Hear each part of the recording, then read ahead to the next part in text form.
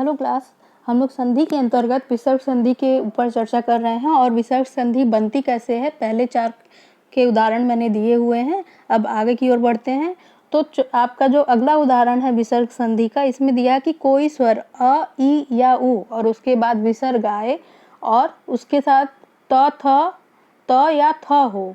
यानी कि आपका अगर अ, ई, उ आ रहा है और उसके बाद विसर्ग लगा है और प्लस उसके बाद आपको जोड़ने के लिए जो शब्द मिल रहा है वो त या थ में हो, तो वो किस में परिवर्तित हो जाएगा? स में। कौन से? छोटे स में। स से सपेरा वाला स जानते हैं। तो अगर अ, ई, उ के बाद आपका विसर्ग लगा है, अह की मात्रा लगी है और उसके बाद त या थ आता है संधि करने के लिए, तो संधि संयोग में वो परिवर्तित किस में हो जाएगा? छोटे स में। देखिए जिसमें दिया है मन धन ताप। मन धन ताप, तो न प्लस अ आया, लास्ट में अ आया है, आपका स्वर अ आया है और उसके बाद क्या आया? त। तो इसे किस में चेंज कर दिया गया है? स में, छोटे स में। मन स्थाप या नि धन तेज, छोटी ई, अह और त, तो किस में? स में, निस्तेज। अंत थ, तो त और थ तो किस में परिवर्तित हुआ? अंतस्थ। किस में परिवर्तित हुआ? अंतस्थ, छोटे स में परिवर्तित हो गया है। अब दूसरा आपका नियम क्या कहला रहा है?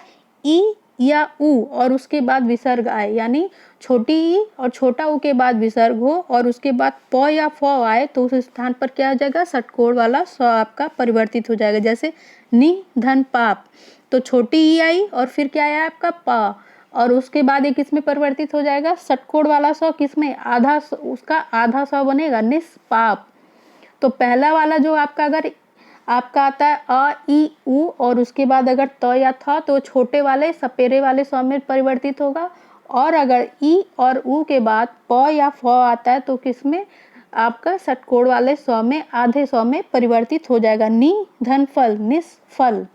अब अगर विसर्ग के स्थान पर ओ आए, जैसे अ या आ रहा है, अ या आ रहा है और विसर्ग है, तो क्या हो जाएगा? वर्ग का तीसरा, चौथा या पांचवा वर्ग वर्ण और विसर्ग के स्थान पर ओ हो जाएगा। ध्यान दीजिएगा कि अ या आ के बाद विसर्ग है और तीसरा, चौथा या पांचवा वर्ण आ रहा है, तो विसर्ग के स्थान पर वो किस में परिवर्तित हो जाएगा? ओ में। जैसे अधः धन गति, अधो गति। ध्यान दीजिएगा कि जो विसर्ग है उसकी जगह पे ये किस में परिवर्तित हो गया? ओ बन गया है, अधो गति। तम धन गुण, तम तमो गुण, ओ में परिवर्तित हो गया, इसको ओ में हम लोग बना देंगे। और इसमें वर्ग, जो वर्ग के अनुसार तीसरा, चौथा या पांचवा वर्ण अगर आपका आ रहा है, तो तीसरा वर्ण आपका क्या आया? क वर्ग के अंतर्गत ग आया है आपका, क ख ग। इसी तरह से आपका चौथा वर्ण अगर आता है ग या घ, तो वो किस में आपका परिवर्तित हो जाएगा? ओ में। और पांचवा अगर आपका आ गया च छ ज झ, तो ज अगर आ गया तो वो उसमें किस में आपका परिवर्तित हो जाएगा? आपका ओ में। अब अ या आ और विसर्ग और य ल व ह अगर आते हैं तो वो भी किस में परिवर्तित हो जाएंगे? ओ के बाद। ध्यान देने के बाद बात यह है कि अगर अ या आ के बाद विसर्ग है और उसके बाद कौन सा व्यंजन आ रहा है, अगर य, र, ल, व और ह आ रहा है, तो उसे हम तुरंत किस में परिवर्तित कर देंगे? ओ में। जैसे मनो धन योग, तो अ के बाद क्या है आपका? विसर्ग है और विसर्ग के बाद क्या आ रहा है? य, तो इसको हमने किस में परिवर्तित कर दिया? ओ में। मनोयोग। मना धन रम, तो किस में हमने परिवर्तित कर दिया? मनोरम। तो ये किसके अंतर्गत आ जाएगा? संधि के किस भेद के अंतर्गत आ जाएगा?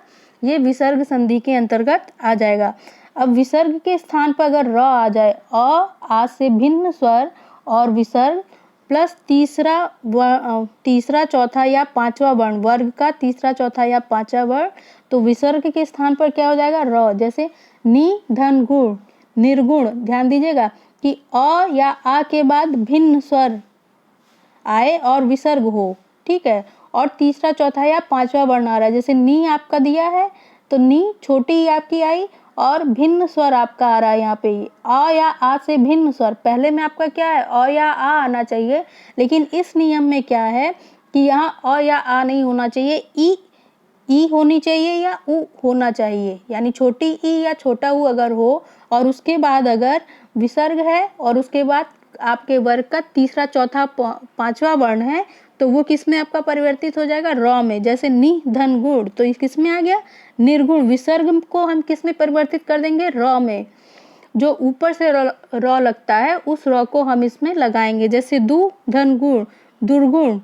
नि धन जन, निर्जन। देख रहे हैं ये र बन कहाँ से रहा है, ये जो आपकी विसर्ग अह की मात्रा है उसको हमने तुरंत ही ऊपर र वाले मात्रा में चेंज कर दिया है। अब अ या आ से भिन्न स्वर और विसर्ग, यानी कि यहाँ अ या आ नहीं आएगा, यहाँ छोटी ई या छोटा ऊ आएगा और उसके बाद य र ल व आएगा, तो भी वो किस में परिवर्तित हो जाएगा, र में, ऊपर से लगने वाले र में। जैसे नि धन यात, तो निर्यात। दु धन व्यवहार, तो दुर्व्यवहार। सब किस में परिवर्तित हो जा रहा है, अह की मात्रा किस में परिवर्तित हो जा रही है, र में परिवर्तित हो जाती है। अब विसर्ग का लोप, विसर्ग का लोप मतलब विसर्ग यहाँ से इनविजुअल कैसे होता है वो बताया जा रहा है। अ प्लस विसर्ग और अ से भिन्न स्वर, तो विसर्ग का लोप। जैसे अतः धन एव, अ से भिन्न स्वर, ध्यान दीजिएगा, ये अतः है ना, त के बाद क्या है आपका, त धन अ आया और उसके बाद ए, तो अ से भिन्न स्वर, यानी कि अ छोड़कर अगर आपका ए ई उ ओ आ जाता है तो वो किस में आ जाएगा आपका, उस वहाँ पर विसर्ग नहीं होगा, वहाँ अतेव हो जाएगा। क्या हो जाएगा, अतेव। यहाँ से विसर्ग हम हटा देंगे। या अ या विसर्ग और क या प आए तो उसमें कोई भी परिवर्तन नहीं होता है। अतः धन करण, यानी अंतःकरण, अंतः धन करण, अंतःकरण। प्रातः धन काल, प्रातः काल। देखिए अगर अ के बाद आपका विसर्ग है और क या प व्यंजन आ रहा है तो उसके बाद हम उसमें कोई भी परिवर्तन नहीं करेंगे, वो एज इट इज ही हम लोग लिख लेंगे।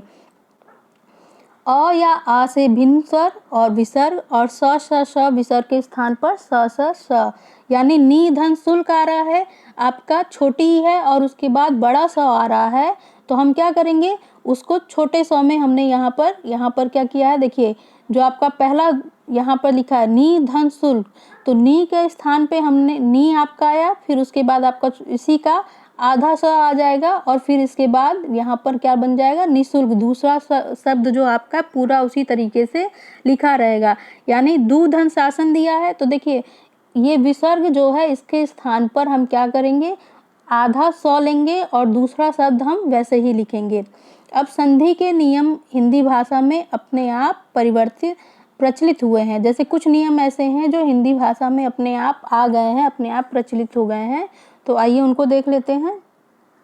देखिए जैसे दिया इसमें, आधा धन खिला, दीर्घ स्वर का ह्रस्व स्वर होना, यानी बड़ा स्वर छोटा स्वर बन जाना आपका। कैसे होता है, आधा धन खिला तो अध खिला, आधा धन पका अध पका।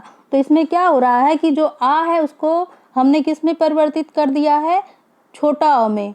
आधा धन खिला, तो आधा में ध के बाद क्या हमने आ की मात्रा यहाँ पर हटा दी है, केवल अ रहने दिया है। इसी तरह आधा धन पका तो अध पका। बहुवचन बनाने के लिए भी दीर्घ इकारांत और उकारांत शब्दों का दीर्घ ई और उ ह्रस्व स्वर हो जाता है। जैसे ध्यान दीजिएगा कि बहुवचन बनाने के लिए दीर्घ इकारांत या उकारांत, यानी इकारांत उकारांत का मतलब ऐसे शब्द जो बड़ी ई से समाप्त होते हों या बड़े ऊ से समाप्त होते हैं, तो जब उनको हम बहुवचन में परिवर्तित करते हैं तो क्या होता है, वो छोटी ई या छोटे ऊ में परिवर्तित हो जाते हैं। जैसे नदी धन या, तो यहाँ बड़ी ई है और या है, तो क्या हुआ, यहाँ पर हमने इसको जब बहुवचन में बनाया, एक वचन से नदी क्या है, एक वचन में बहुवचन बनाएंगे, तो इसमें क्या करेंगे, जो बड़ी ई है उसे हम किस में चेंज कर देंगे, छोटी ई में। तो ये क्या हो गया, नदियाँ, नारी धन या, और इसका बहुवचन बनाया तो बड़ी ई को हमने किस में परिवर्तित कर दिया, छोटी ई में। ह्रस्व स्वर का दीर्घ स्वर होना, दीन धन नाथ, तो इसमें हमने क्या किया, दीनानाथ। मूसल धन धार, मूसलाधार।